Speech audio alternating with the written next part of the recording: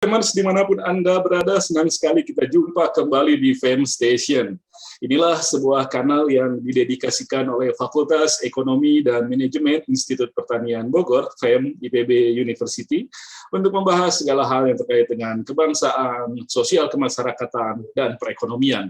Saya Hardi Hermawan, host Fem Station.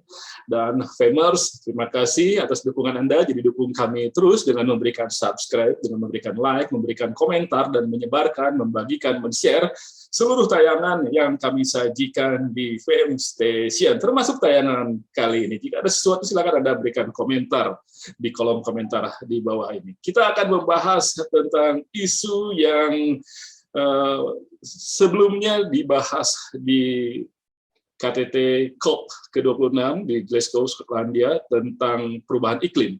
Dan salah satu poinnya di sana adalah mengenai deforestasi atau penggundulan hutan. Kurang lebih seperti itu.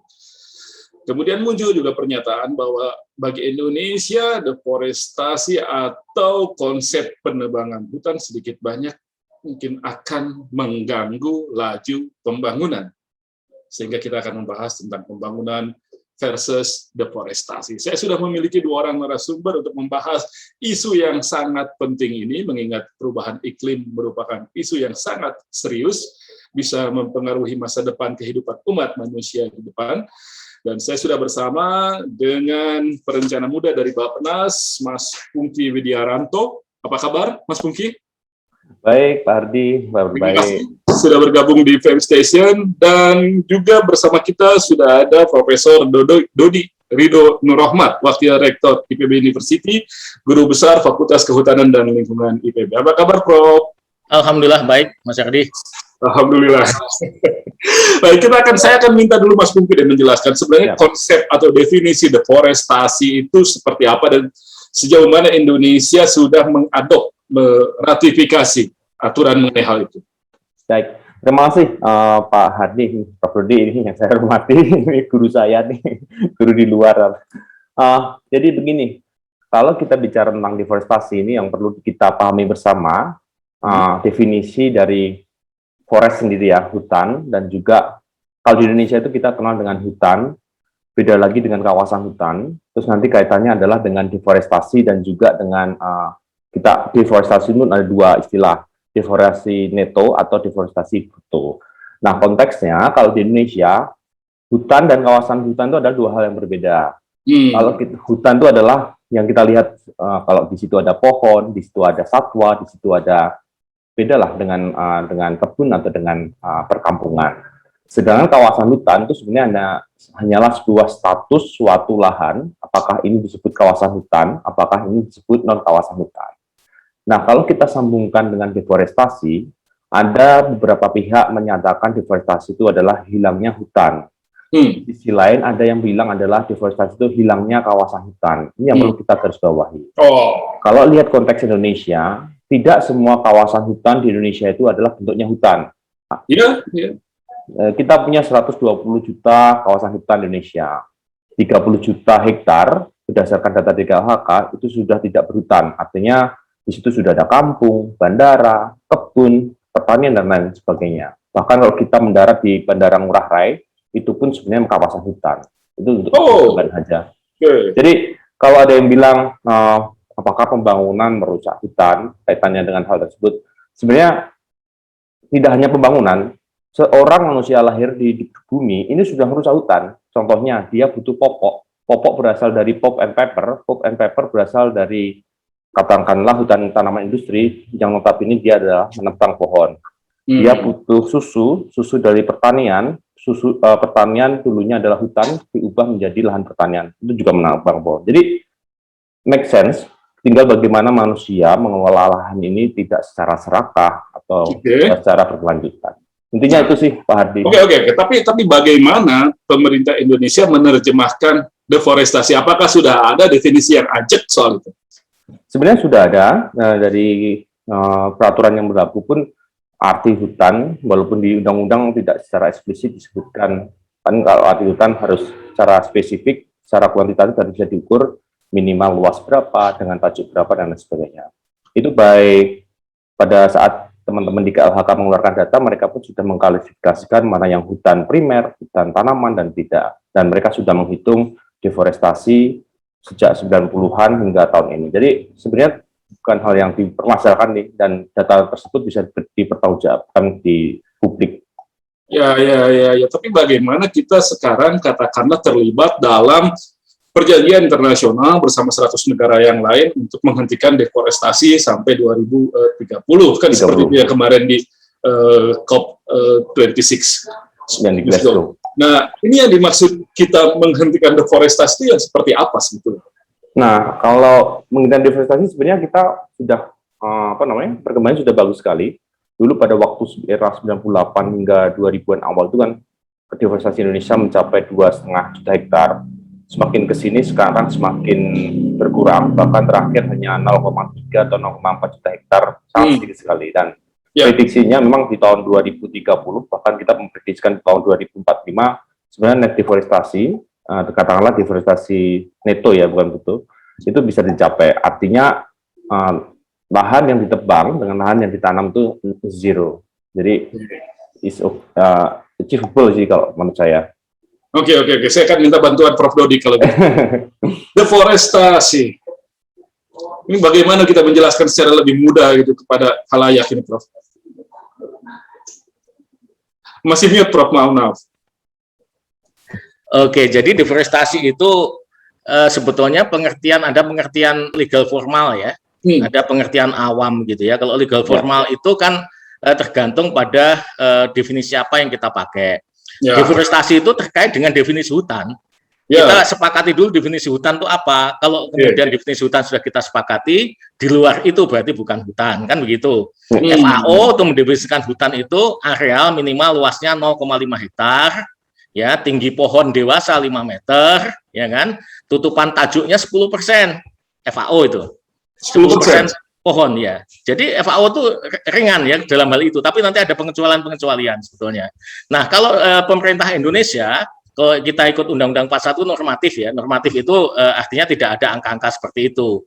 Nah, kalau kita ngikut peraturan menteri ya, Permen 14 misalnya 2004 itu ada ya, hutan itu luasannya 0,25 hektar, kemudian tinggi pohon dewasa itu 5 meter sama dengan FAO. Nah, tutupan tajuknya 30%, tajuk pohon. Jadi dalam hal ini definisi pemerintah Indonesia itu lebih ketat sebetulnya dibanding FAO. FAO kan cuma 10% itu hutan. Mungkin FAO mengakomodir negara barat ya, Eropa ya, negara subtropis yang kalau Mas Hardi lihat pohon di subtropis itu segede lengan saya ini sudah 25 tahun ya, atau 30 tahun kan. Untuk mencapai 30%-nya ya.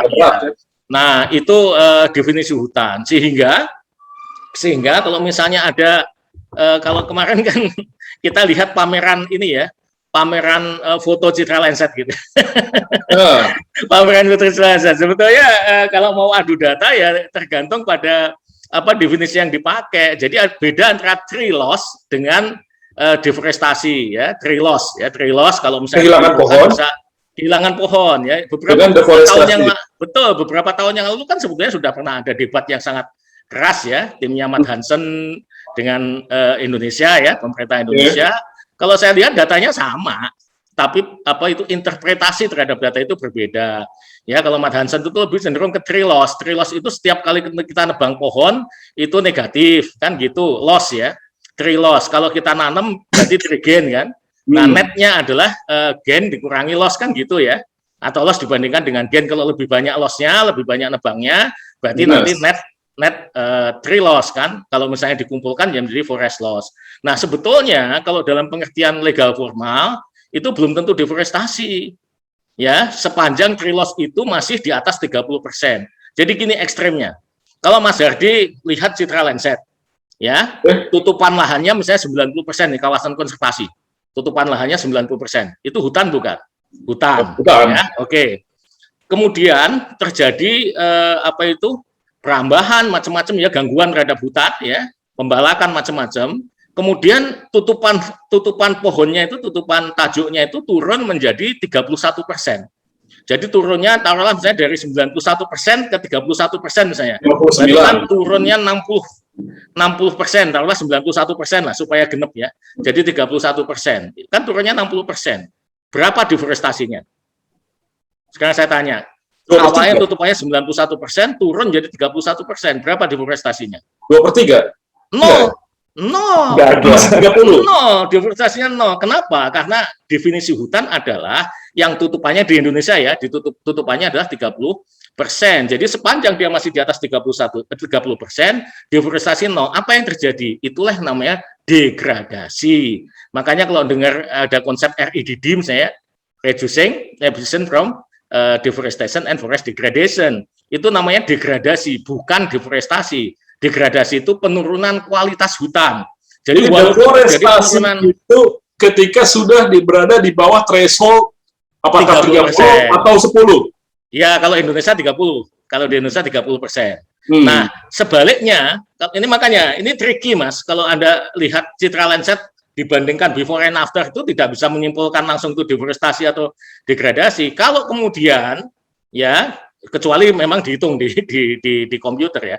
Kalau kemudian yang 31% tadi ada sedikit gangguan lagi tambahan, terjadi gangguan dari 31% turun ini 2% menjadi 29% gitu ya. Turunnya hanya 2%, sedikit sekali. Mungkin kalau di citra Landsat nggak kasat mata itu bedanya gitu. Kelihatannya kok sama aja, sama-sama apa itu pohonnya jarang gitu. Itu sudah terjadi deforestasi. Tergantung kalau luasannya 100.000 hektar yang seperti itu ya 100.000 hektar deforestasinya kan begitu. Nah inilah yang menyebabkan perbedaan sebetulnya. Perbedaan itu belum tentu disebabkan perbedaan data loh Mas. Satu bisa karena perbedaan interpretasi ya, apa dia definisi deforestasi yang dipakai, tree loss atau deforestasi dalam pengertian siapa? FAO, pemerintah Indonesia. Yang kedua timing ya. Kalau kemarin kita lihat kan timingnya beda. Disekatnya 2011 sampai 2019 dengan disekatnya itu misalnya 2014 sampai sekarang ini kan beda gitu ya. Penyekatan periodisasi kan menyebabkan kesimpulan yang berbeda ya. Jadi itu belum tentu salah satu salah sebetulnya dari sudut pandang saja. Sudut pandang saja. Jadi kalau saya punya gelas di depan saya ini kan saya bilang gelas itu mungkin sebelah kiri, kalau Mas Herdi sebelah kanan toh. Ya. Padahal itu kan sama saja sebetulnya. Saya bisa menilai air itu setengah penuh atau setengah kosong dalam satu gelas. Setengah kosong atau dari arah aja lah, dari sudut pandang. Sudut pandang kalau saya taruh di sisi kiri saya di Mas Herdi dibilang sisi kanan Mas Herdi kan. Betul. Gitu kan. Itu sesuatu kan is fine menurut saya sih. Dialog saja itu. Tapi kan ini urusan penting. Ya, oke.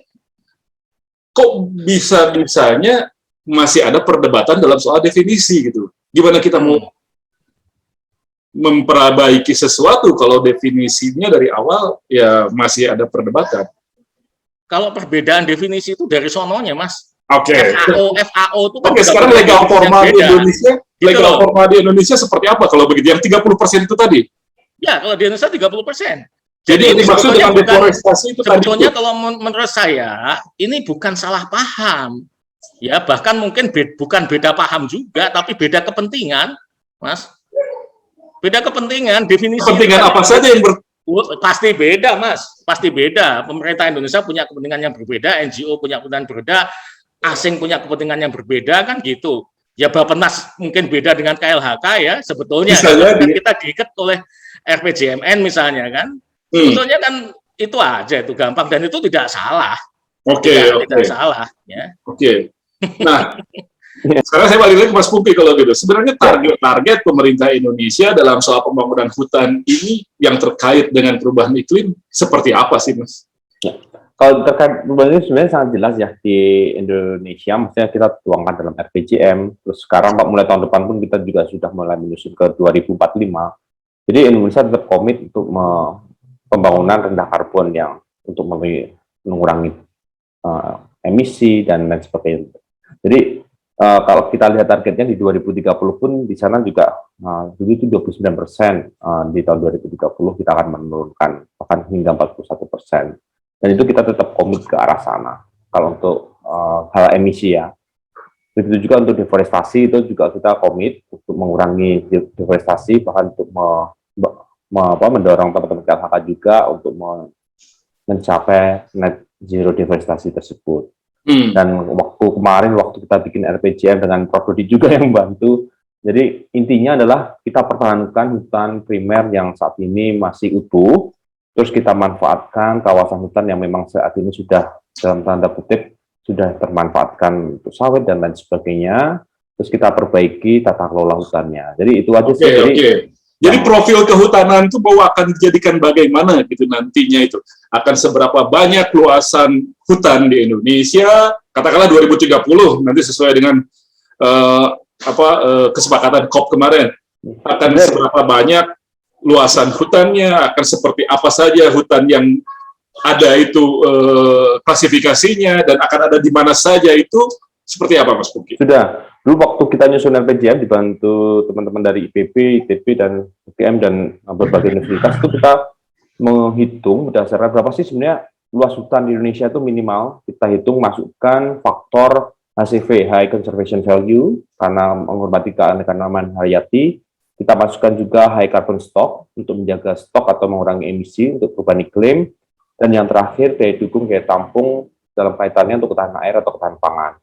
Faktor-faktor variabel tersebut kita masukkan, terus kita masukkan dalam lahan di seluruh Indonesia, dan ketemu angka indikatif waktu itu ya, sekitar 70 juta hektar kita lindungi hutan tersebut. Itu sebenarnya Indonesia aman dari gangguan atau dari ketahanan untuk ketahanan pangan, ketahanan air, untuk perubahan iklim, atau untuk menjaga kehati di Indonesia. Jadi kita maksimalkan menjaga yang 70 juta hektar, sisanya yang 80 juta hektar lainnya ya udah kita manfaatkan, asal jangan itu tadi tidak semena-mena.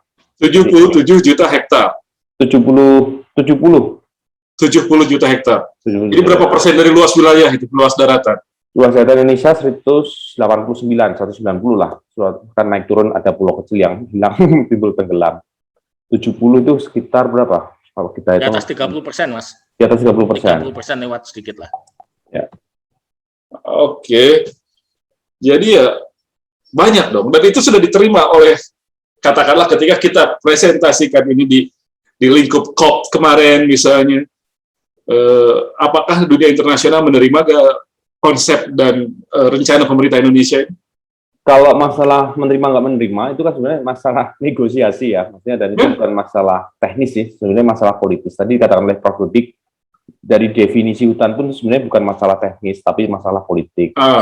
Di FAO itu menyebut semua kelapa itu masuk hutan kecuali kelapa sawit. Coba, itu yang jadi diskriminasi bagi negara-negara berkelapa sawit di dunia. Semua itu tadi yang contoh konkret, semua kelapa-kelapaan kecuali kelapa sawit tidak masuk menjadi kategori hutan.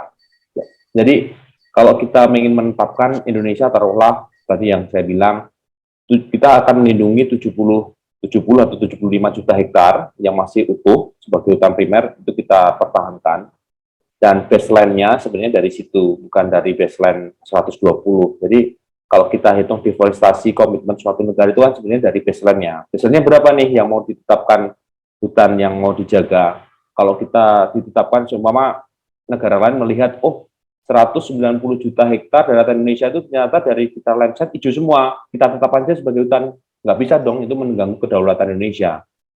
Karena berdasarkan kami, yang kita sebut hutan ya ini, yang benar-benar hutan primer adalah yang 75 juta hektar.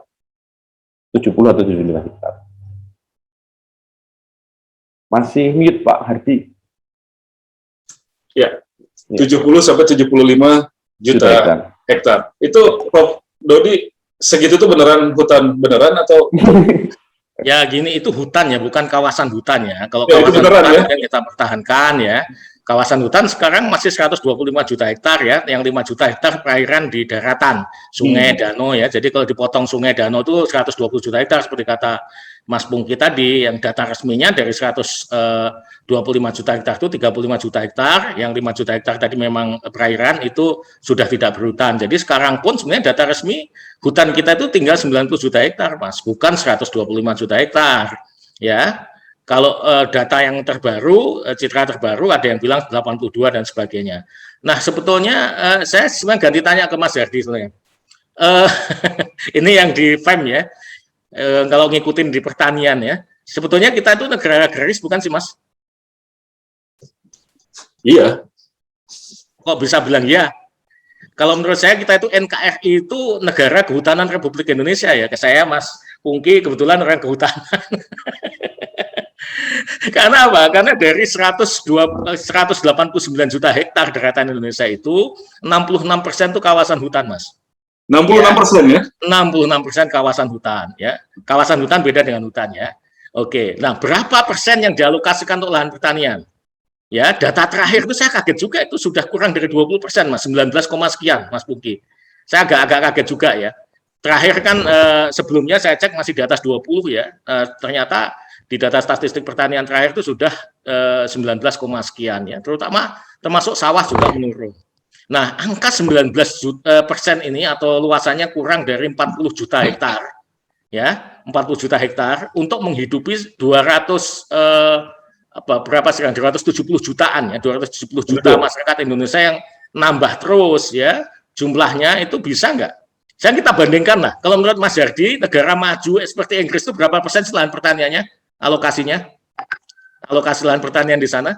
20? No, much more than 20, 71%, Mas. Inggris itu mengalokasikan 71% untuk lahan pertanian. Australia, Amerika itu more or less 50%. Luasannya tahu nggak? Luasannya hampir 10 kali lipat. Ya, luas lahan pertanian Indonesia 375, sekitar 375 juta hektar Australia. Dan itu dulunya hutan semua itu kan? Nah, kan kembali lagi ke definisi hutan. Nah, nanti kan polemiknya jadi dulunya hutan nggak kan gitu. Gini, Mas, kalau kita bicara kurva lingkungan Kuznets, ya kan? Ya. Itu di awal-awal pembangunan itu pasti kalau kita ingin pendapatan per kapitanya naik, degradasi lingkungannya naik, kan gitu. Sampai turning point kan, titik tertentu. Turning point-nya kapan? Nah, Mas Pungki tadi bilang yang 2045 ya, kurang lebih kalau itu ke Indonesia sudah jadi negara berpenghasilan tinggi. Tapi kalau hitungan saya tidak begitu, bukan, nggak akan. Kalau 2045 itu kalau misalnya tidak ada masih bisnis as usual agak sulit, Mas. Hitungan saya masih sekitar 10.000. Threshold-nya kan 12.500 untuk disebut high income country. Nah, high income country itu tidak identik dengan developed country kan, Mas Ardi. Kalau kita lihat Norway yang kemarin ngasih ke kita walaupun akhirnya ada dispute ya. Agak zong ya misalnya ya. Itu berapa sih pendapatan per kapitanya? 100.000 US dollar, Mas, kurang lebih. Kita 4.100 US dollar ya. Kita baru masuk upper middle income country ya. Kalau sudah nyampe 12.500, kira-kira deforestasi berhenti nggak? Kalau menurut saya kecil kemungkinan berhenti sebetulnya. Kalau mengecil iya.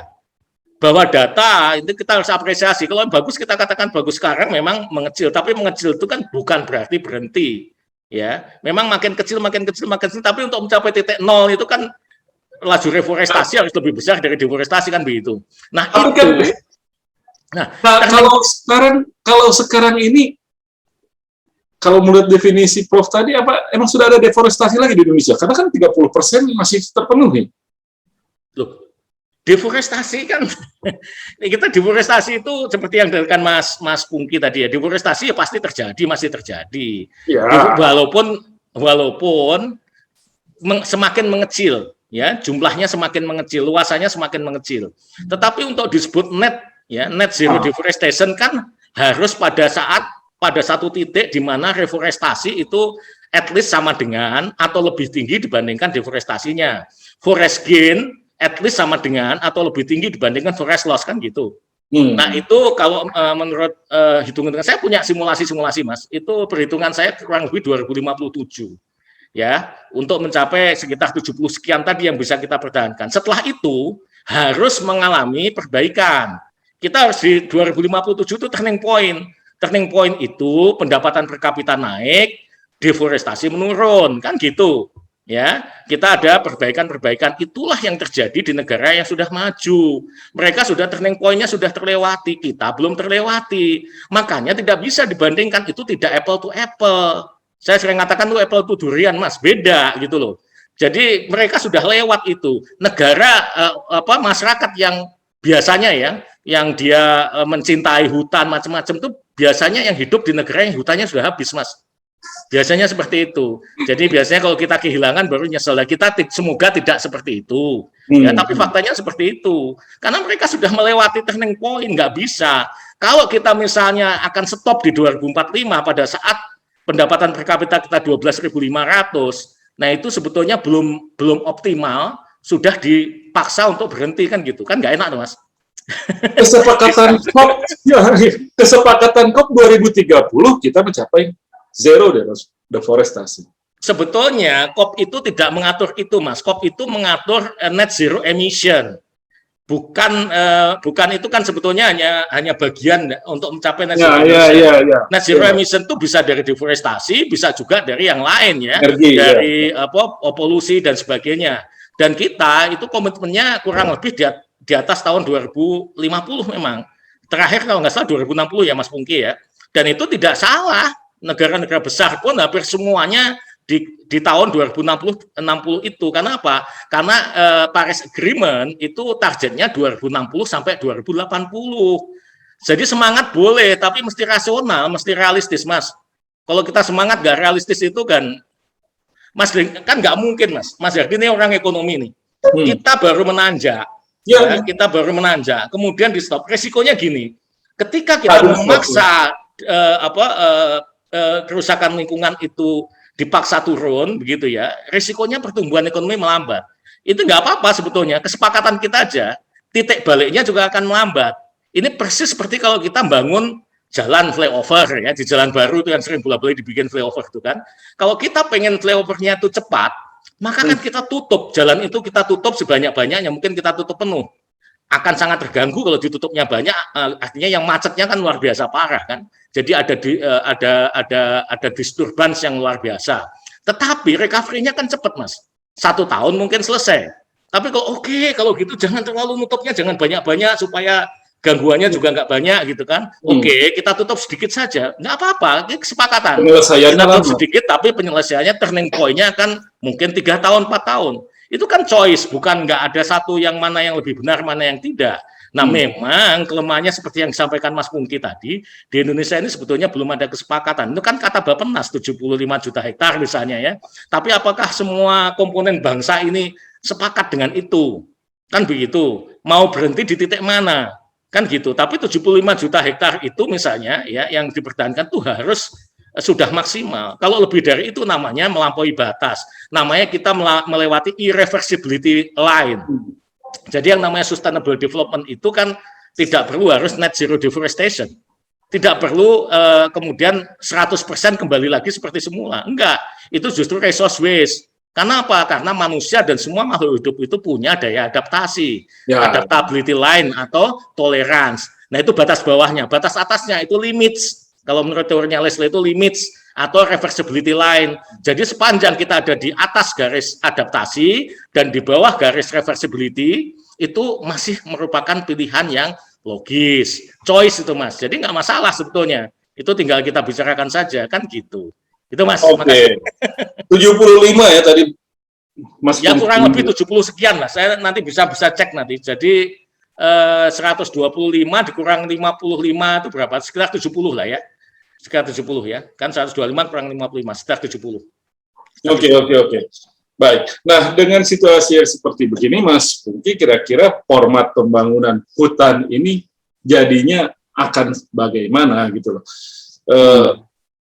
Bagaimana meyakinkan bahwa kita masih bisa melakukan usaha pengelolaan hutan gitu loh. Tanpa kemudian diganggu oleh isu-isu perubahan iklim dan sebagainya. Sebenarnya dulu waktu diskusi juga dengan tim dari Pak Dodi, Prof dari IPB, terus dan teman-teman dari akademisi lainnya juga, dulu pernah kita sepakati, oke lah, dari daratan Indonesia ini, yang 70 atau 75 juta hektar tadi kita lindungi atau kita selamatkan, sedangkan ada beberapa yang kita maksimalkan menjadi hutan produksi ataupun hutan untuk hutan tanaman. Ada beberapa yang kita maksimalkan sebagai agroforestry atau untuk kelapa sawit dan lain sebagainya dengan konsep-konsep kelapa sawit yang berkelanjutan. Jadi terus bukan berarti kelapa sawit barang harap, enggak. Kalau memang toh sekarang daripada sekarang semak belukar yang notabene lahannya telantar, mudah terbakar dan lain sebagainya, lebih baik ya udah kelapa sawit, why not? asalkan nanti pada waktu mengelola lahan kelapa sawit tersebut, di lahan telantar tersebut yang, tapi ingat ya, baseline-nya adalah semak belukar atau baseline-nya adalah di situ adalah tidak bertuan. Itu banyak sekali itu lahan di Indonesia. Itu kita jadikan lahan pangan sebenarnya why not, daripada tidak ada yang mengelola. Tapi sisi lain memang kita harus komitmen tadi melindungi yang sisa yang masih utuh, memaksimalkan hutan tanaman, hutan produksi, lalu untuk lahan-lahan yang notabene sudah dimanfaatkan oleh masyarakat ataupun telantar, ya udah kita ada win-win solution di sana untuk pertanian atau untuk kepentingan lainnya. Jadi upaya untuk pengelolaan lahan hutan masih terbuka di saat isu semacam ini muncul. Nah, sekarang Pak Dodi, Prof. Jadi sebenarnya emang seberapa sih peran hutan, deforestasi dalam soal perubahan iklim sehingga kemudian orang semuanya berteriak soal ini dan kita juga kemudian latah membahas soal itu, ya pada akhirnya kemudian mempertaruhkan itu tadi yang kusnetnya belum baru segini itu naiknya, udah langsung harus menurun. Iya, saya ingin menambahkan dulu ya ini bagaimana ngolah hutan. Jadi kalau saya pribadi kalau ditanya ya, apakah kemudian kita akan menambah pengurangan luas hutan? Saya kira tidak, prioritasnya bukan itu. Tadi Mas Pungki sudah menyampaikan ya, kita itu kan punya 35 juta hektar kawasan hutan yang tidak berhutan. Ya, atau 30 juta yang di daratan ya. 30 juta kawasan hutan yang tidak berhutan. Nah, skema-skema yang sudah ada saat ini, misalnya TORA ya, Tanah Objek Reforma Agraria, itu sekitar 4,5 juta hektar. Kemudian perhutanan sosial itu ada sekitar 13 juta hektar. Jadi kalau kita jumlah itu berapa itu? 17,5 ya, 17,5 juta hektar. Artinya apa? Kalau kita punya kawasan hutan yang tidak berhutan 35 juta hektar, setengahnya masih belum tahu mau diapain, Mas. Nah, itu harus menjadi prioritas daripada kita membuka yang baru. Itu saya sepakat. Jadi prinsipnya adalah jangan biarkan kawasan hutan yang rusak itu idle, ya, kemudian menjadi semak yang tidak produktif. Nah, kita harus pikirkan penggunaannya, tutupannya apa saja dulu lah, daripada nggak ada tutupan kan gitu. Jadi bandingannya jangan dibandingkan dengan hutan alam primer, bandingkan hutan yang rusak yang tidak berhutan tadi. Kalau kemudian ada yang nanemin ya kan bagus gitu ya. Tapi jangan mengambil yang primer dulu itu. Nah, ketika itu penuh, suatu saat kan sudah penuh juga kan gitu. Nah, mau nggak mau memang akan ada tambahan alokasi untuk pertanian, karena kalau saya pernah ngobrol dengan kawan-kawan Kementerian Pertanian itu sebetulnya kebutuhan realnya ya untuk memenuhi kebutuhan pangan kita. Pangan kita itu kan yang dituntut swasembada kan banyak, nggak hanya beras saja. Ada jagung, beras, kedelai, pajale, babe tepi, Mas. Pajale, babe tepi, padi, jagung, kedelai, bawang merah, tebu, dan daging sapi. Mungkin nggak dengan alokasi lahan yang ada sekarang ini. Mau nanam di mana? Kan nanamnya ya itu aja tempatnya. Nah, oleh karena itu ada dua hal. Yang pertama intensifikasi. IPB, UGM, teman-teman yang lain kan sudah membuat padi kualitas unggul dan sebagainya. Itu intensifikasi. Tapi itu saja tidak cukup. Ya, pasti kita perlu tambahan lahan. Nah, selain tadi yang mengalokasikan lahan-lahan hutan yang tidak produktif tadi, kalau saya mengusulkan skema-skema seperti perhutanan sosial dan multi usaha kehutanan, sekarang kan setelah Undang-Undang 11 2020, Undang-Undang Cipta Kerja kan dikenal istilah PBPH, ya, perizinan berusaha pemanfaatan hutan. Itu jadi single license untuk pemanfaatan hutan secara keseluruhan. Jadi tidak hanya kayu, tetapi izin itu juga diberikan untuk bukan kayu, jasa lingkungan, kawasan. Jadi semua itu dalam satu izin. Jadi simple. Nah, itu yang sebetulnya harus kita lakukan. Kita bisa nanam jagung di bawah naungan tegakan hutan tanpa harus kemudian menghilangkan hutannya. Kan gitu sebetulnya. Itu yang bisa kita lakukan, win-win solutionnya. Nah, batasannya apa? Batasannya itu daya dukung, daya tampung seperti yang disampaikan oleh Mas Pungki tadi. Ya, daya dukung, daya tampungnya bagaimana? Bukan pakai common sense. Ya, pokoknya kalau di hutan seperti ini nggak boleh nebang gitu. Ya, hutan lindung nggak boleh nebang sama sekali, sebetulnya ya nggak juga. Rasanya hanya di Indonesia ya. Sepanjang sebetulnya fungsi lindungnya itu tercapai, karena bahaya loh Mas kalau seperti itu. Bahaya, justru bahaya. Kalau kita nggak boleh nebang sama sekali, bahaya. Ya, misalnya hutan lindung itu bermanfaat bagi masyarakat, nyadap getah pinus. Ini terjadi di Jawa terutama ya. Banyak hutan pinus di Jawa itu berada di hutan lindung. Nah, hutan lindung kan nggak boleh ditebang. Kalau dimanfaatkan getahnya boleh, hasil hutan bukan kayu, boleh dimanfaatkan getahnya. Tapi getah ini, ya sebagaimana makhluk hidup yang lain, ya manusia ya juga ya, kan produksinya terbatas, dibatasi umur. Ya, manusia pun kalau udah tua kan nggak bergetah juga, Mas. Apalagi pohon pinus kan gitu ya. Pohon pinus disadap terus ya, suatu saat dia getahnya berhenti. Nah, kalau getahnya berhenti, masyarakat masih butuh uang. Misalnya dari getah itu mau diapain? Ditebang nggak boleh. Getahnya udah nggak ada. Ya, apa disuruh apa? Ini pindah atau gimana? Atau ya ujung-ujungnya mesti kita melakukan penanaman kembali ya, replanting. Nah, tetapi kan harus diatur bagaimana nebangnya, misalnya 1 hektar 1 tahun 2 batang misalnya apa, kan diatur itu supaya apa, batasannya itu apa, batasannya adalah daya dukung dan daya tampung. Jadi bukan common sense, memang dalam banyak hal kan common sense. Pokoknya kalau di hutan lindung nggak boleh apa dipakai bangunan, pokoknya kalau ini kan sebetulnya batasan umum, itu kan keputusan presiden itu batasan umum. Acuan kita adalah rencana tata ruang, Mas. Mau bukti kalau misalnya bantaran sungai itu tidak harus dipertahankan vegetasinya. Kalau Mas Hardi pergi ke Venice itu berapa jaraknya sungai sama ini kan? Yang ada jarak. Berlin ke Museum Insel itu dibangun di atas. Artinya apa? Karena itu lokasinya di hilir, itu drainase itu sangat penting ya. Tapi kalau adanya di hulu, yang adanya di tempat sumber air itu 50 meter 100 meter nggak cukup, Mas. Itu mungkin 1 kilo atau nggak boleh sama sekali ditebang, bukan 50 meter kiri kanan sungai atau mata air, nggak boleh kalau menurut saya, berbahaya sekali. Tapi kalau di hilir ya tidak perlu seperti itu. Kalau enggak kan nanti ya mohon maaf ya, kantor LH di Jakarta itu berapa meter jaraknya dari itu Pademangan ya. Ya nggak perlu dihancurkan kan, Mas, kan gitu. Jadi ini nggak seperti itu gitu. Jadi kita mesti berhitungnya itu memang betul-betul saintifik ya. Jadi saintifik dan ada regulasinya.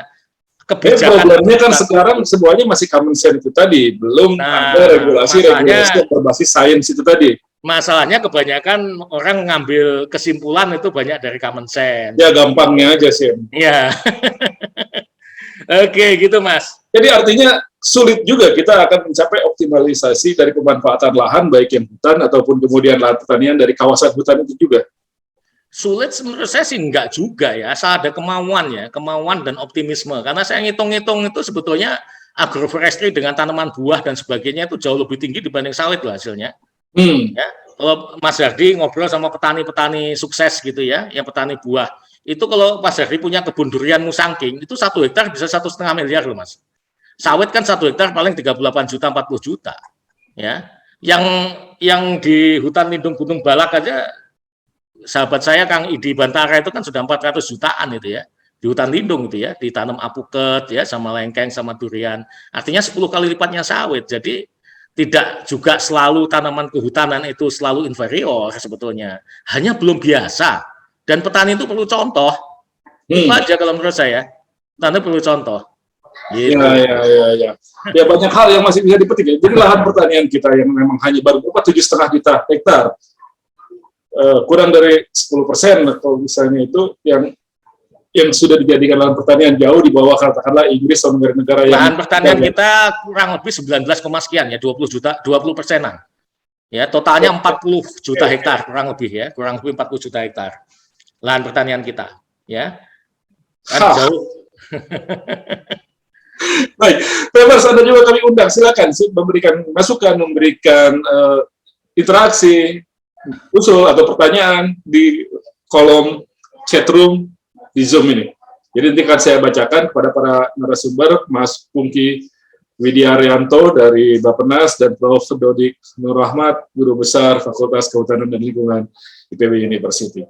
Nah, jadi kalau seperti itu artinya Indonesia mungkin akan bisa melaksanakan komitmennya dalam soal perubahan iklim dunia di sektor kehutanan ini. Nggak banyak kesulitan mungkin kalau gitu, Mas Pungki. Sangat bisa sih, Pak Ardi, dan kalau tadi sudah dijelaskan juga oleh Prof. Dodik, bahwa apalagi kalau kita bisa mengadopsi beberapa, tadi ya, ini kan masalah politis kan, definisi hutan tersebut, Contohnya dulu pada waktu sebelum tahun, saya lupa tahunnya, tapi sebelumnya itu karet itu adalah bukan tanaman kehutanan, tapi sekarang karet dijadiin tanaman kehutanan. Otomatis luas hutan Indonesia menjadi bertambah. Suatu saat nanti bisa jadi mangga, durian dan lain sebagainya, tanaman-tanaman berbuah masuk ke dalam pohon kategori hutan kita menjadi bertambah juga. Jadi bukan masalah terkait dengan teknis, tapi masalah terkait dengan politis saja sih. Kalau kita melihat suatu lahan, regardless dia mau tutupannya karet, durian, mangga, ataupun tanaman kehutanan yang meranti, jati, dan lain sebagainya, atau yang penting hijau, sebenarnya Indonesia ini sangat kaya dan tidak berdebat lagi masalah deforestasi. Toh, di sisi lain manusia butuh hidup, masyarakat juga butuh sejahtera, dan kita diberi akal untuk mengelola lahan, mana yang memang penting di situ memang. Contohnya kalau tadi disebutkan Prof. Rudi, di suatu lahan memang untuk habitatnya harimau ya, udahlah kita sisakan habitat tersebut untuk harimau. Tapi kalau sisi lain memang bisa diolah dan lain sebagainya, ya kenapa tidak? Toh existing kondisinya pun sekarang saat ini, contohnya lahan kopi atau lahan karet atau lahan mangga dan lain sebagainya. Itu sangat bisa sih kalau saya lihat. Baik. Saya bacakan dari Pak Indra Dwi Divayana. Terima kasih Prof. Dodi atas penjelasannya, selalu membuka mata dan wawasan saya. Oke, terima kasih Mas Indra. Yang lain silakan kalau mau menuliskan di chatroom, saya akan lanjutkan ke Prof. Dodi. Jadi sekali lagi, memang Indonesia tidak akan mengalami kesulitan dalam memenuhi komitmen deforestasi berdasarkan KTT iklim setiap tahun itu, Prof. Saya rasa gini ya, sepanjang kita hitung-hitungannya itu rasional itu dalam pengertian tadi kan Mas Pungki bilang ini selalu kaitan dengan politik ya.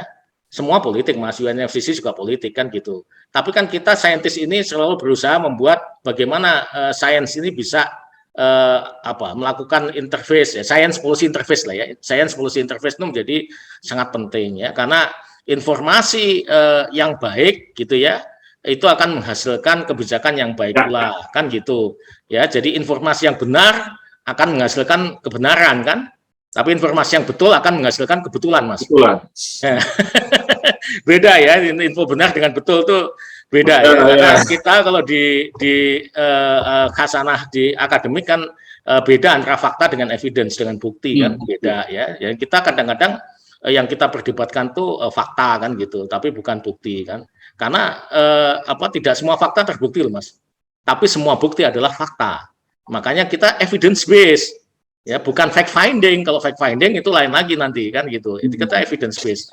Nah oleh karena itu dalam menyikapi segala sesuatu mestinya ya kita evidence based dan kita bagaimana juga policy ini harus didasarkan pada sains, kebenaran ilmiah. Supaya apa? Ya itu. Jadi ini yang menurut saya harus kita tegakkan. Jadi jangan juga terjebak ya. Keputusan-keputusan yang dihasilkan dari forum politik itu pasti sebetulnya hasilnya adalah negosiasi politik kan gitu. Jadi jangan kemudian disamakan negosiasi politik dengan kebenaran ilmiah. Seringkali beda ya, seringkali beda. Ya, artinya kan tugas kita itu kan mengambil apa yang dari keputusan-keputusan politik internasional itu tadi, kemudian meratifikasikannya dalam bentuk yang lebih aplikatif berdasarkan evidence base itu tadi, berdasarkan kajian ilmiah. Dan kalau evidence base mestinya ya, Mas ya, mestinya kalau saya sendiri sebetulnya terlepas dari kita harus memenuhi komitmen Paris Agreement, karena kita sudah berkomitmen, kalau kita komit ya harus kita penuhi. Tetapi kalau kita bicara scientific base sebetulnya, kalau menurut saya sebetulnya tidak, Paris Agreement itu tidak seperti Kyoto Protocol. Kyoto Protocol itu lebih make sense karena yang memang terkena kewajiban adalah negara yang satu kan gitu. Kalau Paris Agreement kan tidak ya, semua negara punya komitmen berapa untuk harus tanggung renteng kalau Paris Agreement. Ya, nah ini persoalannya adalah gini, Mas. Seringkali kan kita itu menganggap diri kita atau dianggap orang lain dan kita selalu merasa bersalah. Oke lah gitu ya, kita nah itu betul. Ya, tetapi gini, Mas, saya ingin tanya ini, sebetulnya Indonesia itu negara pengemitter terbesar atau bukan sih? Enggak lah, jauh sekali. Ya, Indonesia itu sebetulnya kalau dihitung total ya, Wong kita bernafas sedang mengeluarkan emisi kok. 270 juta orang. 270 juta orang kan, kita buang angin mengeluarkan emisi kok, kan gitu. Nah, nggak bisa dibandingkan dengan negara yang jumlah penduduknya sedikit. Nah, kalau kita kemudian yang dihitung adalah total emisi total, ya mungkin ada yang bilang kita nomor 5, ada yang bilang dikoreksi nomor 15 dan sebagainya. Tapi saya pernah baca, kalau yang dihitung itu emisi per kapita, kalau kita ngitung kan kesejahteraan suatu negara kan pendapatan per kapita, ya kan? Kalau kita ngitungnya itu adil juga dong, maksudnya emisi per kapita. Kenapa? Karena kita semua yang hidup di dunia ini memiliki hak sama untuk mengeluarkan emisi. Setuju? Ya, sama haknya kita mengeluarkan emisi. Mestinya yang dihitung adalah emisi per kapita. Emisi per kapita Indonesia itu nomor 115 kurang lebih di dunia. Masa kemudian kita diberikan kewajiban yang sama? Emisinya masih sedikit. Gini loh Mas, kalau kita punya hak yang sama, orang yang hidup di dunia ini punya hak yang sama, misalnya gampangnya ya, threshold itu misalnya emisi itu emisi per kapita itu nilainya antara 1 sampai dengan 10 misalnya. Kalau 0 kan nggak mungkin orang bernafas kan gitu. Ya, misalnya nilainya antara 1 sampai 10. Indonesia itu misalnya nilainya masih taruhlah 3 saat ini. Rata-ratanya 3 itu, rata-ratanya ya. Emisi per kapitanya, rata-ratanya. Kita tidak bicara mutlak, ini supaya gampang aja. 1 sampai 10.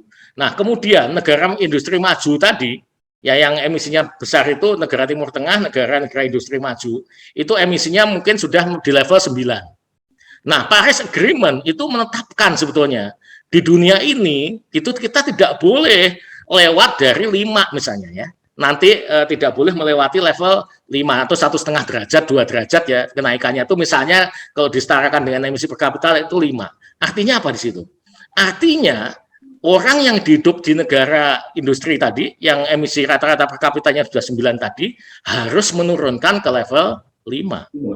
Tetapi saudara-saudara kita yang ada di pedalaman Kalimantan, yang ada di pedalaman Papua dan sebagainya, boleh nggak dia sekedar punya motor? Boleh nggak dia nanti menikmati kehidupan yang lebih baik? Ada setrika listrik, ya nggak usah lah seperti di Jerman. Ya, kalau saya dulu di Jerman, setrika listrik itu satu setrika itu 4.500 watt, Mas. Oh iya, ya. Nah, kita nggak mungkin kan ya. Artinya apa? Mayoritas masyarakat Indonesia itu sebetulnya masih punya hak untuk menaikkan emisi, tetapi mereka harus menurunkan emisi. Kan mestinya seperti itu. Itu yang namanya adil, bukan kemudian negara di seluruh dunia sama, ayo sama-sama kita turunkan. Lah kita yang levelnya masih segitu ya. Tapi bagaimana itu menjelaskan itu kan? supaya kita bisa mendapat posisi yang lebih sesuai secara objektif dengan apa yang sudah kita alami. Ya, kita itu kan orang yang baik hati dan tidak sombong ya, Mas. Gitu. Oke, ini ada Ira Ardana dari Batang Toru, Sumatera Utara. Selain kita bicara deforestasinya, juga penting rasanya menilai keanekaragaman hayatinya, habitat spesies langka juga penting. Agaknya bukan sekadar harus disisakan, sejauh mana koridor dan habitat spesies langka diletakkan dalam rencana pembangunan kehutanan. Nah, mohon sarannya itu, supaya tidak berdasarkan persepsi aja, atau ya common sense tadi, itu tadi mungkin. Prof. Dodi? Nah, Mas Pungki dulu dan ini saya Oke. Ya. Baik, makasih Prof. Dodi. Makasih Pak Andi, makasih Pak Mira tadi yang sudah bertanya, saya juga baca di chat juga. Jadi begini, tadi kami katakan bahwa kita kemarin pada waktu menyusun rencana pembangunan sudah kita pertimbangkan di mana sih tempat-tempat ada kita katakan sebagai HCV ya, High Conservation Value. Contohnya ada harimau, kalau di Sumatera itu ada beberapa gajah, harimau, orangutan, sama badak yang menjadi 4 flagship spesies katakanlah. Itu sudah kita petakan semuanya, datanya dari berbagai, ada dari pemerintah, ada dari LSM dan lain sebagainya. Cuma waktu itu memang kita semacam tawarkan bagi siapapun yang mempunyai data, tapi dengan evidence dan juga pengambilan data yang sangat valid, bukan asal-asalan. Kami menemukan harimau di sini, tapi nggak ada faktanya, nggak ada evidence-nya. Itu kita kumpulkan, terus kita olah tadi, terus kita sandingkan dengan tadi high carbon stock dan juga dari dokumen tampung, keluarlah 75 juta hektar itu. Jadi pertimbangan koridor mana saja yang harus dilindungi dan apakah ini penghubung satwa, ini sudah kita masukkan ke dalam rencana, tidak hanya rencana pembangunan kehutanan, tapi juga rencana tata ruang dan juga rencana untuk pembangunan di infrastruktur baik di Sumatera, Kalimantan ataupun di Papua. Toh pun memang kita akui ada memang dalam pembangunan jalan itu harus melintasi koridor satwa. Dan saat ini pun teman-teman di Kemen PUPR mereka sudah sangat menghormati. Beberapa contoh mereka membangunkan jalan layang untuk koridor gajah, untuk menghindari lalu lalang gajah, harimau dan lain sebagainya. Ada memang berita-berita tersebut yang tidak tersebarkan secara publik tapi kita hormatilah upaya-upaya tersebut dengan berbagai setelah mendapat masukan dengan evidence ya tentu saja, bukan dalam artian di sana merusak harimau, di sana merusak habitat gajah, tapi nggak ada evidence-nya bahwa di situ memang habitat gajah atau di situ habitat harimau. Itu sih Pak Adi. Baik.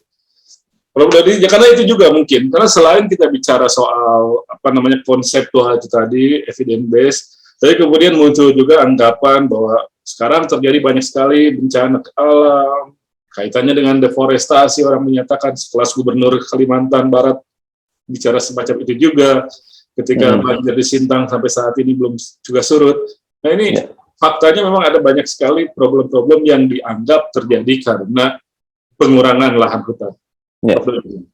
Memang salah satu kalau kita bencana ini Prof. Ludik atau nanti Profesor atau dari akademisi lainnya yang ini ya yang bisa menjelaskan, bencana ini bukan hanya seolah-olah dari deforestasi, apalagi bencana yang berkaitan dengan hidrometeorologi ya. Bisa jadi dari curah hujan yang tinggi, bisa jadi memang perubahan lahan deforestasi, atau bisa jadi memang struktur tanahnya berubah dan lain sebagainya. Jadi banyak faktor atau variabel yang memang mempengaruhi adanya bencana hidrometeorologi. Namun memang kita akui di saat bersamaan ada berita tentang deforestasi, sehingga kalau di Indonesia itu bahasa Jawanya otak-atik gatuk itu apa ya, Pak Rodik?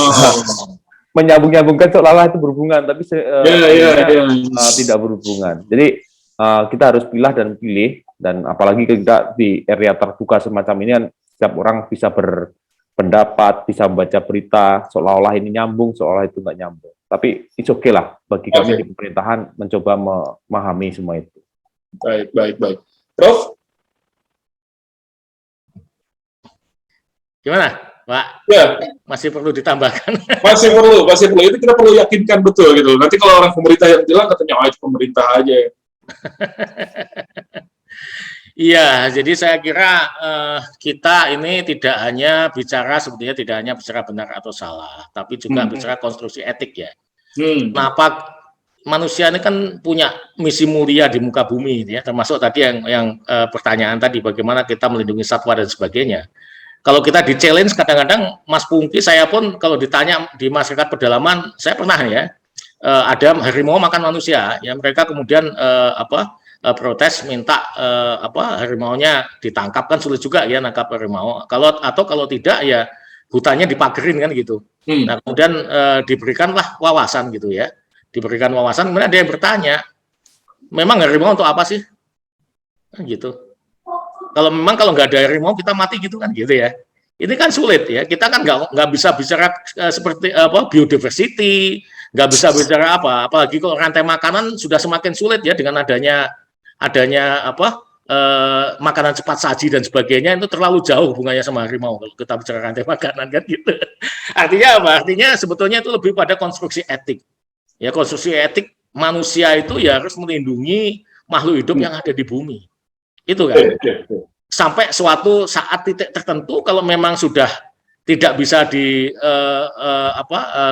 dalam pengertian secara rasional itu misalnya nilainya untuk ini kan satu spesies misalnya harus mengeluarkan sekian ratus triliun kan sudah tidak rasional lagi.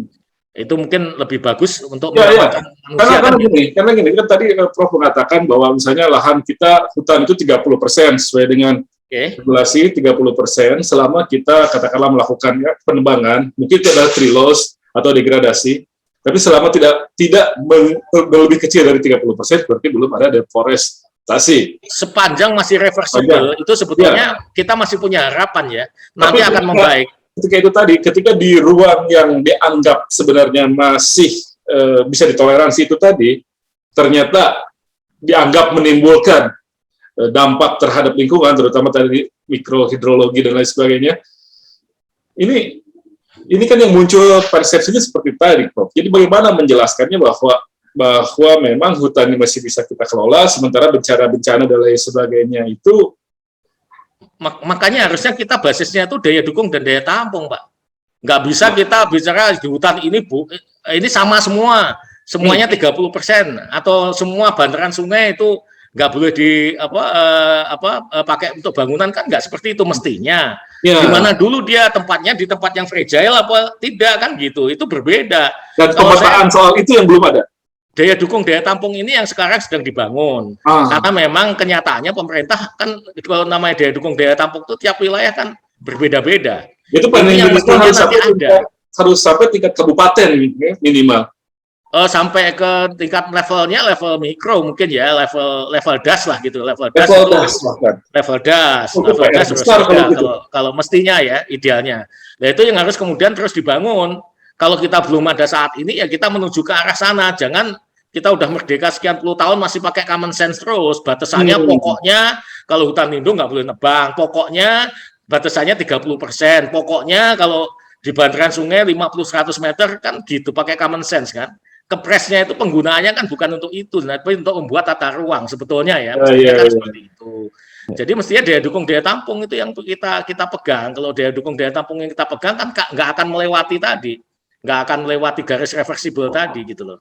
Itu yang itu sudah sampai kemana itu usulannya Prof Dodi, ya dukung daya tampung dituangkan dalam regulasi, dalam kebijakan supaya semuanya bisa lebih clear gitu, dan ya atau bersama. Ya, jadi sudah sih dulu Prof Dodi juga yang dimasukkan waktu kita nyusun harus pentingnya daya dukung daya tampung. Kalau dulu kan contohnya di Undang-Undang 41 tentang kehutanan minimal satu provinsi menyisakan 30% hutan, kawasan hutan.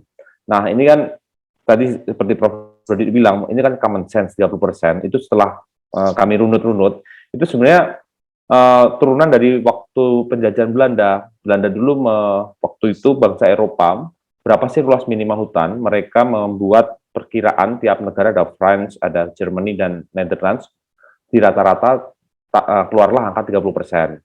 Nah, angka tersebut oleh forester lama di Eropa itu diadopsi ke sini di waktu itu namanya Hindia Belanda, belum ada Indonesia, menjadi 30%. Waktu kita merdeka, angka ajaib 30% pun menjadi suatu angka mujarab.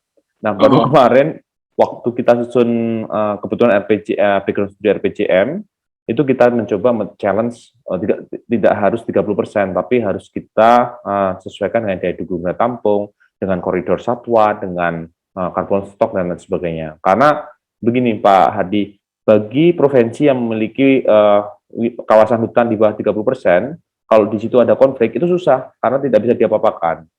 Sementara bagi provinsi seperti Papua, Kalimantan yang mempunyai kawasan hutan lebih dari 30%, itu mereka seolah-olah berlomba-lomba untuk mengurangi kawasan hutannya.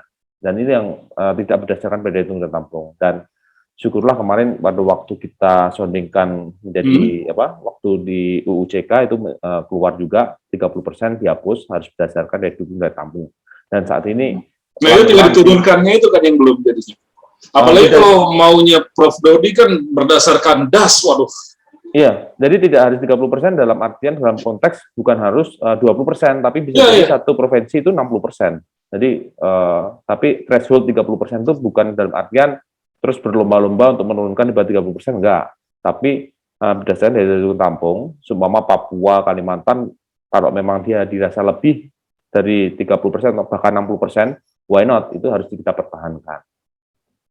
Jadi bukan isu yang digulirkan kemarin adalah 30% dihapus, berarti kita udah Cipta Kerja sudah menuliskan semacam itu, tapi ke bawahnya ini kan masih enggak lah. Itu tadi yang dikatakan persepsi orang yang membaca Undang-Undang Cipta Kerja.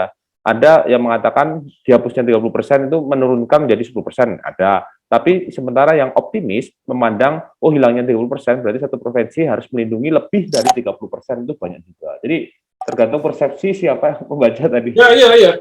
Nah itu kan jadi supaya tidak tergantung persepsi kan aturan-aturan turunan dari sananya harus segera terbit. Sudah sih Pak Adi, sudah semua gitu. Sudah. Tadi kan Prof Dodi mengusulkan ya sampai ke tingkat setiap aliran sungai sudah harus ada. Memang ya kita tahu kan perlahan-lahan bukan terus kan Indonesia negara besar dan bermacam-macam masyarakatnya yang agak susah memang harus kita akui. Tapi memang itu yang diperlukan ya Prof. Dodi, karena setiap wilayah secara lokal ini semuanya harus memiliki kebijakan yang clear gitu dalam soal itu. Iya, saya rasa nanti kita itu melakukan sesuatu, misalnya boleh nebang atau tidak, ya boleh ganti komoditas atau tidak, semuanya dasarnya daya dukung daya tampung tadi, gitu. Jadi tidak berdasarkan aturan yang berlaku untuk umum. Indonesia itu luas sekali loh Mas Yardi. 125 juta hektar kawasan hutan, masa disamakan dengan satu aturan, nggak boleh ini nggak boleh itu kan. Yang jelas kan daya dukung daya tampung itu jelas. Kalau nanti misalnya yang gampang, misalnya kalau misalnya fungsi lindung itu kan hidrologis ya yang utama ya. Misalnya debit air itu nanti minimum berapa sih yang dianggap masih aman kan gitu ya.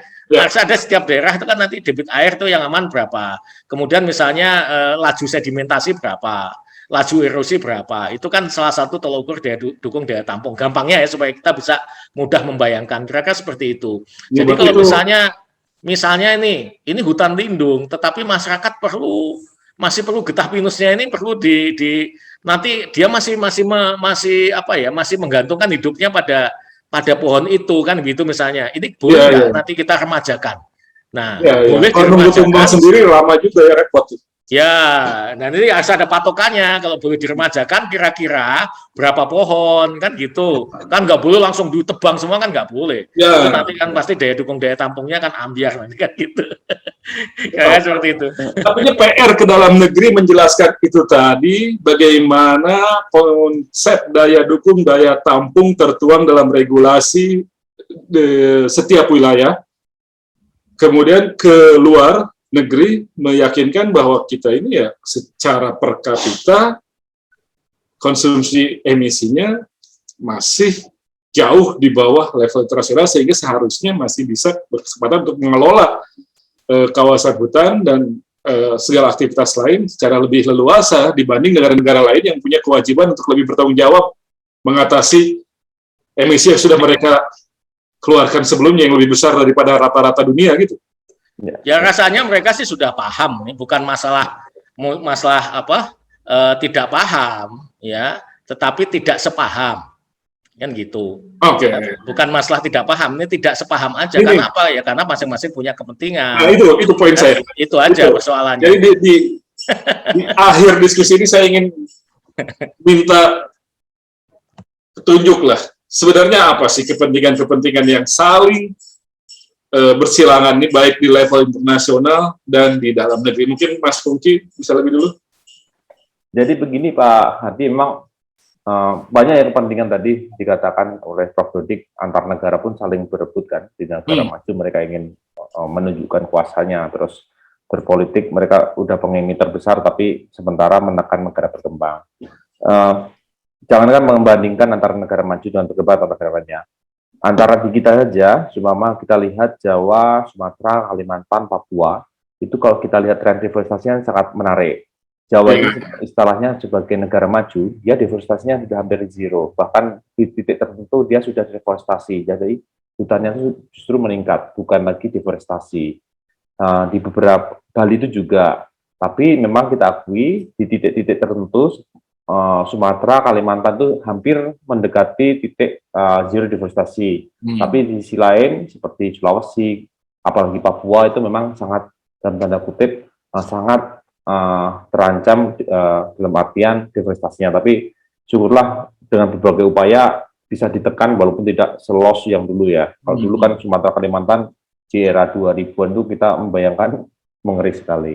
Jadi it's logic sih kalau saya bilang. Kita nggak usah lihat antar negara, di Indonesia pun Jawa ini di mana penduduknya sudah bukan lagi bertani, bukan lagi pergi ke hutan, sudah menjadi dosen seperti Prof. Dodik, menjadi penyiar seperti Pak Hardi, menjadi netizen di mana tidak usah bertani atau tidak usah berhutan pun mendapatkan uang, itu ketergantungan terhadap hutan sudah terlepaskan. Jadi ngapain juga ke hutan? Hutan justru untuk rekreasi, untuk menyelamatkan. Tapi berbeda halnya pada waktu kita berbicara dengan masyarakat di Kalimantan, Sumatera, Papua, mereka nggak bisa hidup tanpa hutan atau tanpa lahan. Jadi ya harus kita hormati juga. Jadi masyarakat Jawa ini kan masyarakat yang tidak butuh hutan, maksudnya tidak butuh uang dari hutan, tapi paling paling pintar berdebat soal hutan, seolah-olah dia tinggal di hutan. Tapi oke lah, kita akui keragaman kita di Indonesia.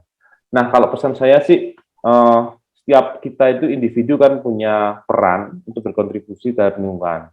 Prof. Dodi dengan berbagai evidence base-nya, science base-nya, saya di pemerintahan dengan mencoba untuk masukkan evidence base atau science base ke dalam policy making.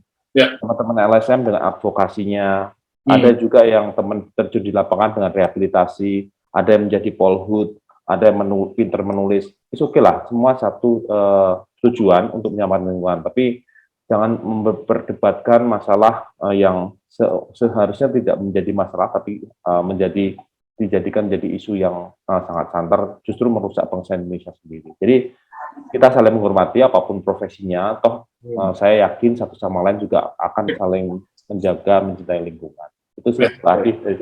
Terima kasih, Mas Tugi. Prof. Dodi? Ya, sebetulnya gini Mas ya, jadi sebetulnya negara hadir kan tugas utamanya melindungi tumpah darah rakyat Indonesia ya.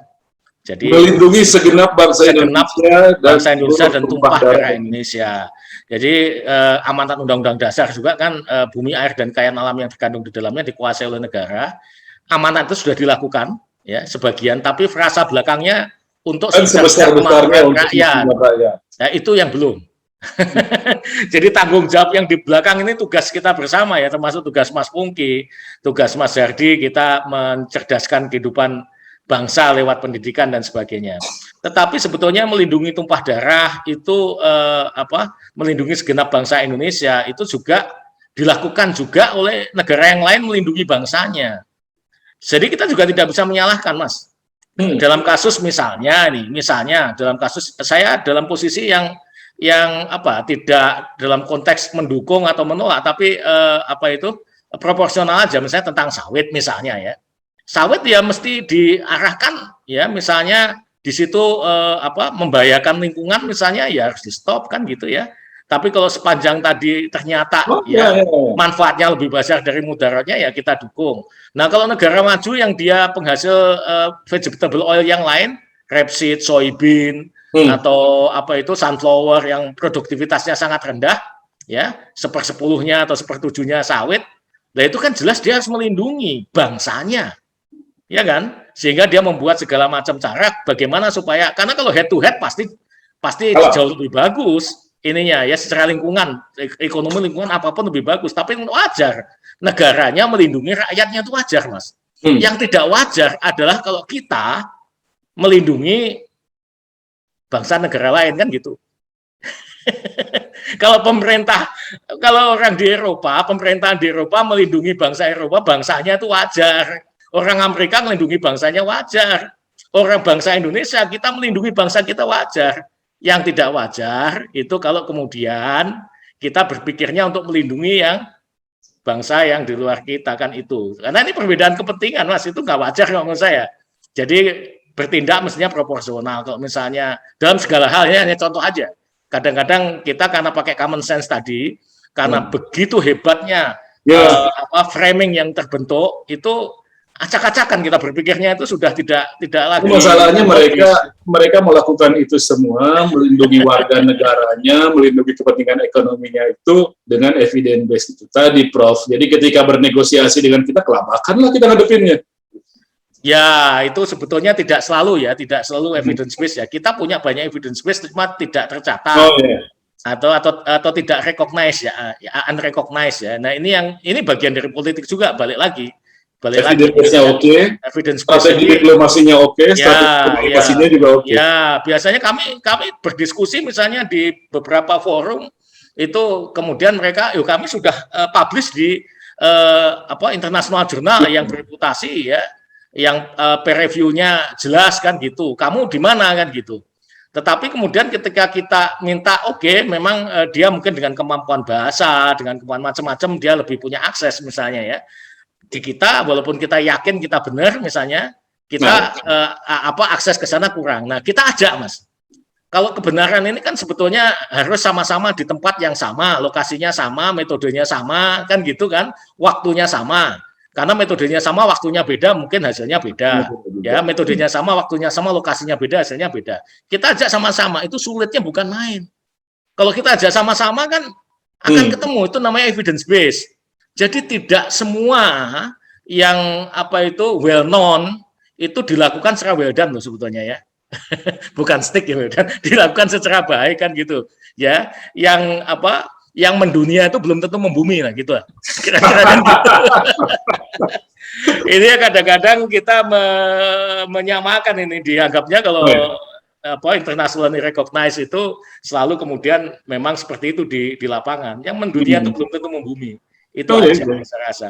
Jadi deforestasi di Indonesia problemnya sebenarnya lebih banyak pada tataran pelaksana kebijakan yang didasarkan dan tidak didasarkan kepada regulasi yang lebih berbasis eviden dan berbasis daya dukung, daya tampung dari setiap lokasi wilayah alamnya itu tadi. Sehingga kemudian yang muncul adalah pernyataan-pernyataan yang tadi Prof katakan ini mungkin common sense saja. Itu mungkin yang harusnya bisa menjadi pembenahan di dalam negeri, di Indonesia, bahwa hutan kita masih bisa kita optimalkan, kita manfaatkan untuk kesejahteraan rakyat banyak, itu jelas, dan itu semua tetap harus didasari oleh regulasi yang jauh lebih baik. PR kita semua. Terima kasih, Mas Pungki Widiaryanto. Terima kasih, Prof. Dodi Ridho Nur Rahmat atas bincang-bincang kita. Mudah-mudahan bermanfaat. Jadi pembangunan jalan terus ya, Prof? Insya Allah harus. Harus. Harus. Kita harus kaya dulu, harus masuk jadi negara maju dulu. Ya, dan lingkungan nggak boleh rusak-rusakan ya. Lingkungan nggak boleh rusak-rusakan. Ya, punya uang banyak, kalau ada bencana kan juga ngeri juga kan, juga boleh seperti itu kan gitu. Harus pembangunan harus dalam koridor yang memang aman ya, seperti itu ya. Koridor berdasarkan kajian saintis. Ya. Itu dituangkan dalam regulasi yang jauh lebih objektif, tidak Terima kasih. Mudah-mudahan bermanfaat. Mudah-mudahan hutan kita juga tetap bisa berhidup bagi kita semua. Saya Hardi Hermawan pamit. Sampai jumpa. Terima kasih. Terima kasih.